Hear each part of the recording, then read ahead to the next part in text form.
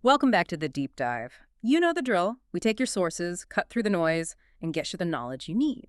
Today, we're tackling a claim that sounds, well, kind of nuts, honestly.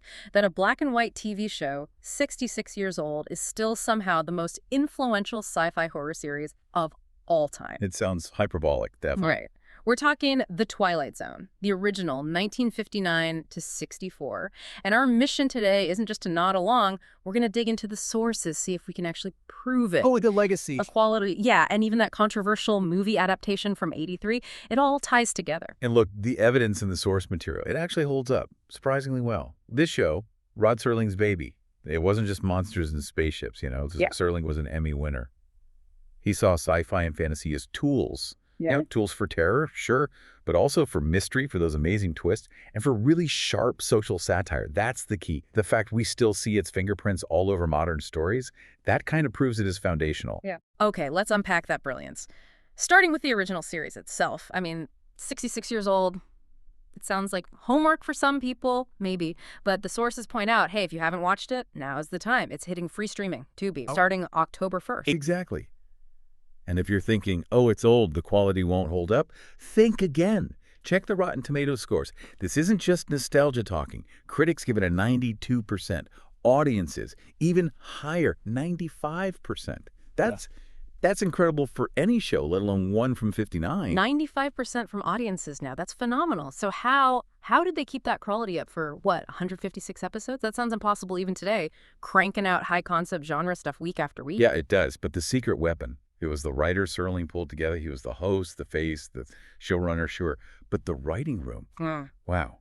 He got actual literary giants. Yeah. Masters of the short story form. Think Charles Beaumont, Richard Matheson. Matheson basically invented the modern zombie vampire thing with I Am Legend. Right. Earl Hamner Jr., Ray Bradbury sometimes, Reginald Rose. It wasn't just a TV writing staff. It was like a dream team. And they were focused on using allegory. That was the mission. Allegory. That's the magic word here, isn't it? Because the sources mentioned Serling, writing for CBS back then, late 50s.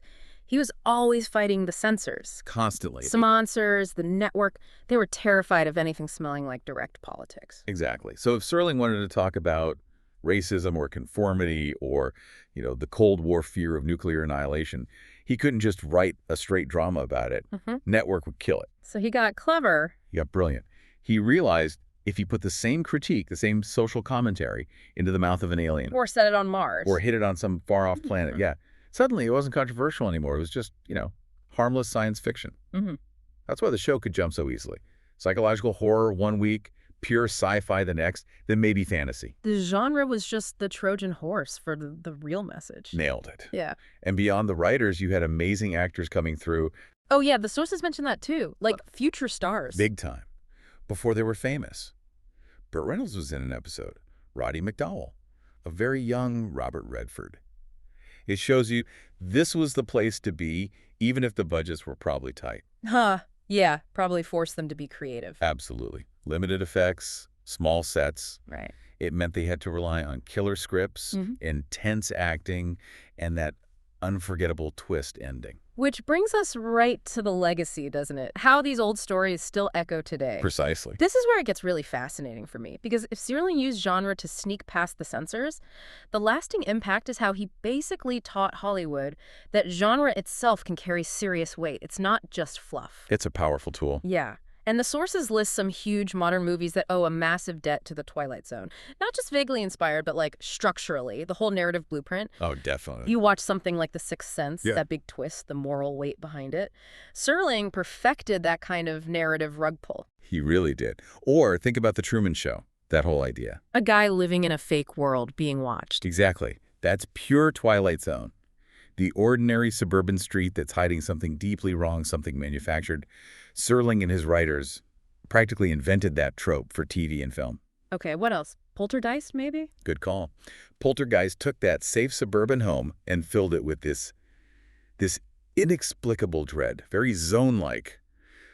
But maybe the most direct modern link, especially for that idea of using genre for social critique, is Jordan Peele. Ah, yes. That makes perfect sense. Get Out Us. Yeah.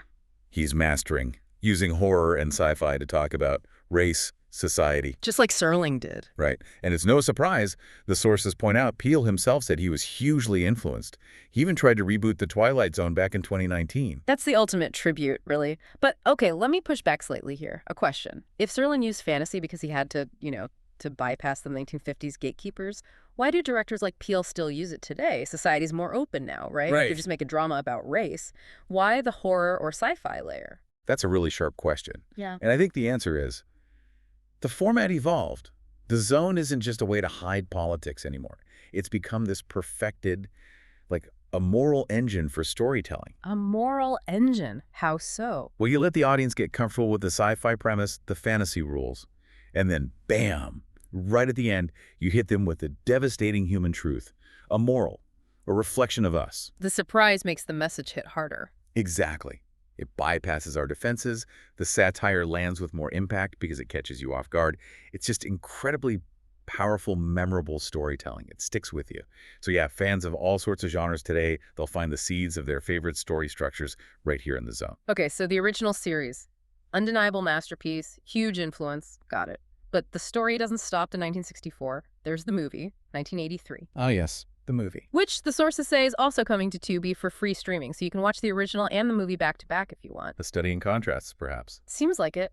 Because on paper, that movie should have been legendary. Just look at the directors involved. Oh, the lineup was absolutely insane for the time. A murderer's row of 80s directing talent. You had Spielberg, obviously.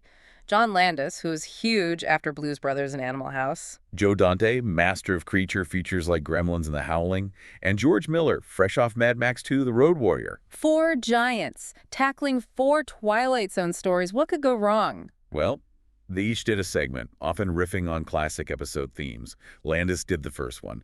Vic Morrow played this racist guy, Bill Connor, who gets unwillingly tossed through time and space to experience prejudice firsthand, like as a Jewish person during the Holocaust. Heavy stuff. Wow. Okay. And Spielberg did a much lighter one.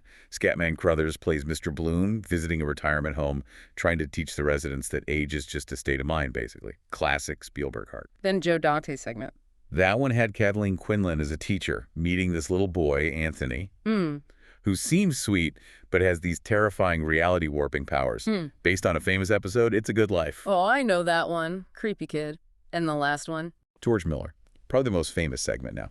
John Lithgow as this terrified airplane passenger, John Valentine, who's absolutely convinced he sees a gremlin tearing up the wing of the plane mid-flight. Pure paranoia and tension. Lithgow was amazing in that. So great premises, iconic directors, should have been a slam dunk. But the reception, nowhere near the original show's scores. Critics only gave it 60% on Rotten Tomatoes. Audiences even lower, 55%. Why? What happened? Well, partly execution. Maybe the anthology format didn't quite gel for everyone on the big screen. But honestly, the film's reputation, its entire legacy, is completely overshadowed by something else, something terrible. Right. The accident. Yeah. While the original show is remembered for its ideas and quality, Twilight Zone, the movie is, well, it's infamous. It became infamous almost instantly because of what happened during the filming of that first segment, the one John Landis directed. The Vic Morrow segment. Exactly. The historical sources, the reporting, it's all there. During a really complex stunt involving explosions in a low-flying helicopter, things went catastrophically wrong. Actor Vic Morrow and 2 young child actors, Micah Dinley and Renee Shin-Yen-Chen, were tragically killed on set. Just horrific. And the irony, a movie based on a show so focused on morality, consequences, marred by this awful tragedy during its creation. The profound and dark irony, yeah. It basically fractured the film's legacy before it even came out. The sources detailed the legal battles that followed, years of court cases. Ultimately, no one was found criminally responsible, legally speaking. Yeah. But the controversy, it just stuck to the film.